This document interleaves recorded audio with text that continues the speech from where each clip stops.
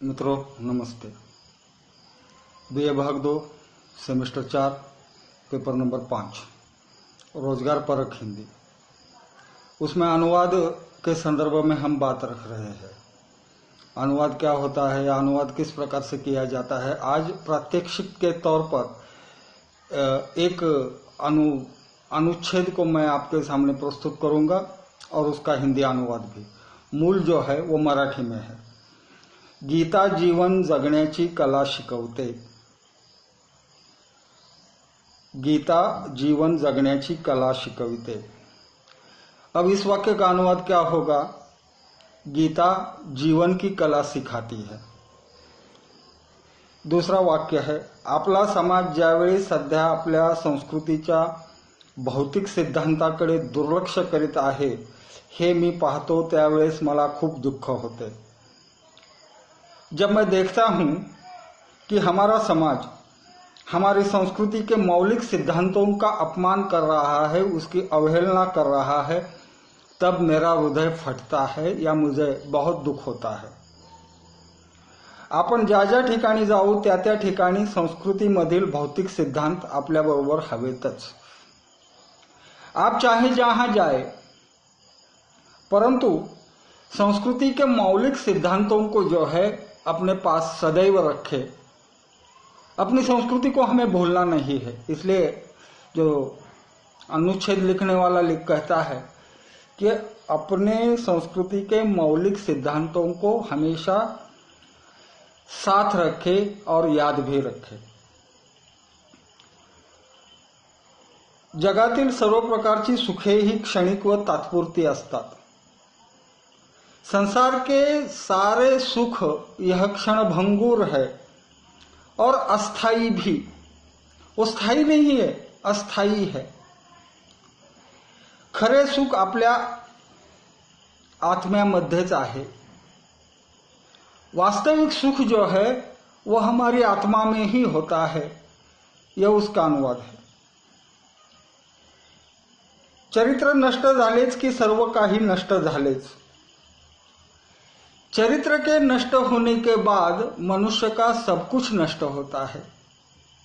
यानी चरित्र की महिमा जो है वो यहां स्पष्ट करती हुई बात है।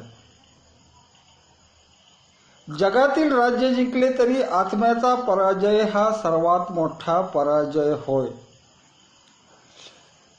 संसार पर राज्य करने वाले व्यक्ति की अगर सबसे बड़ी हार कौन सी है तो उसके आत्मा की हार। आत्मा की हार, भले वो आदमी सम्राट है लेकिन उसके आत्मा की हार जो है वो उसकी सबसे बड़ी हार है। हेच आपल्या संस्कृतीचे सार आहे। यही है हमारी संस्कृति का सार, या हमारी संस्कृति का यही सार है। अभ्यासाद्वारे हे सुगम बनवून कार्यरूपाने आचरणात आणता येते। तो इस सार को क्या करना है? अभ्यास के द्वारा सुगम बनाकर जो है वह कार्य रूप में परिणत किया जाता है। यह लेखक का कथन है। आचार्य विनोबा जी का यह एक अनुच्छेद है जिसे हमने आज यहां देख लिया। तो ये सब अनुवाद करते समय हमने क्या क्या बात सीखी? तो गीता जीवन जगण्याची कला शिकविते। यानी गीता जो है हमको जीने की या जीवन की कला सिखाती है। आपला समाज ज्या ज्या वेळी भौतिक सिद्धांत संस्कृतीच्या भौतिक सिद्धांताकडे दुर्लक्ष करत आहे हे मी पाहतो त्यावेळेस मला खूपच दुःख होते। जब मैं देखता हूं कि हमारा समाज जो है संस्कृति के मौलिक सिद्धांतों को नजरअंदाज कर रहा है, उनकी ओर ध्यान नहीं दे रहा है, तो लेखक लिखते हैं कि उनको बहुत बड़ा दुख होता है या उनके लिए अफसोस की बात है। आपण ज्या ज्या ठिकाणी जाऊ त्या त्या ठिकाणी संस्कृतीमधील भौतिक सिद्धांत आपल्या बरोबर हवेतच। आप दुनिया में कहीं भी चले जाए, लेकिन आपके साथ जो है आपके संस्कृति के जो मौलिक भौतिक सिद्धांत है उसको आपको सदैव याद रखना है। उसको लेकर ही जो है वह जीवन यापन करना है, यह रचनाकार कहता है। जगातली सर्व प्रकारची दुःखे ही जगातली सर्व प्रकारची सुखे ही क्षणिक आणि तात्पुरती असतात।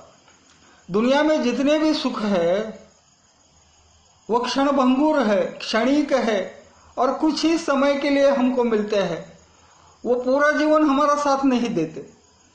अब ये जो अनुवाद मैं कर रहा हूं, इसके द्वारा विविध अलग अलग किस्म से किस प्रकार से आप लिख सकते हैं, इसके बारे में मैं अपनी बात यहां रख रहा हूं।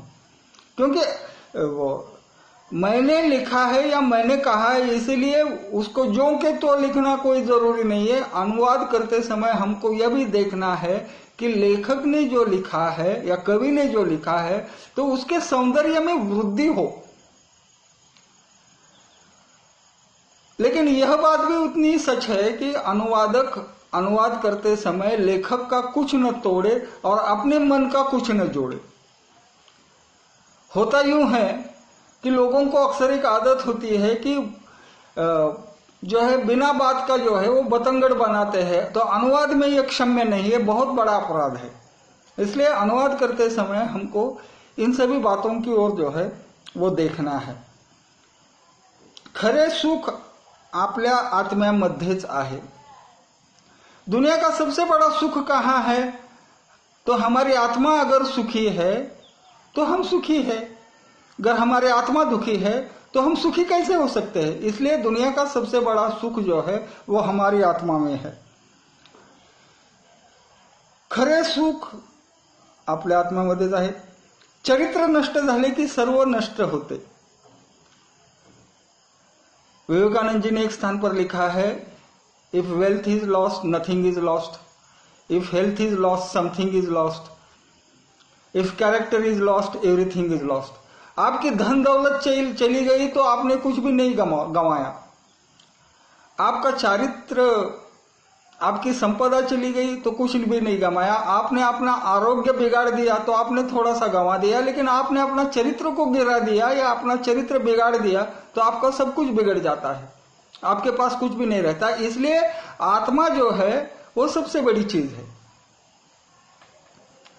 जगातील राज्य जिंकली तरी आत्म्याचा पराजय हा सर्वात मोठा पराजय आहे।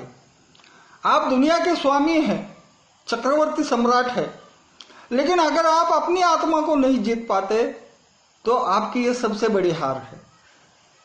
तो आत्मा को जीतना इतना आसान नहीं है, इसलिए आत्मा को जीतना चाहिए, आत्मा को सुखी बनाना चाहिए। आत्मा की सुखी मनस्थिती ही सबसे महत्वपूर्ण है। हेच आपल्या संस्कृतीचे सार आहे, यही हमारी संस्कृति का सबसे बड़ा सार है। जब हम जीवन के संदर्भ में सोचते हैं तो जीवन क्या है? तो जीवन यह है कि हम सुखी रहे और औरों को भी सुखी बनाएं। यही हमारी संस्कृती की जो है वो मूल अवधारणा है। अभ्यासाद्वारे हे सुगम बनवून कार्यरूपाने आचरणात आणता येते। अभ्यास करने के बाद बड़ी ही सहजता से, सुगमता से, सुलभता से हम इसे आचरण में ला सकते हैं। यह आचार्य विनोबा जी का कथन है। तो एक परिच्छेद को हमने आज यहाँ देख लिया और किस प्रकार से अनुवाद करना है इसके बारे में एक थोड़ी सी जानकारी हमने हासिल की, और एक दो अनुच्छेद या परिच्छेद जो है वो अगले लेक्चर को आपके सामने हम रखेंगे। तब तक के लिए धन्यवाद।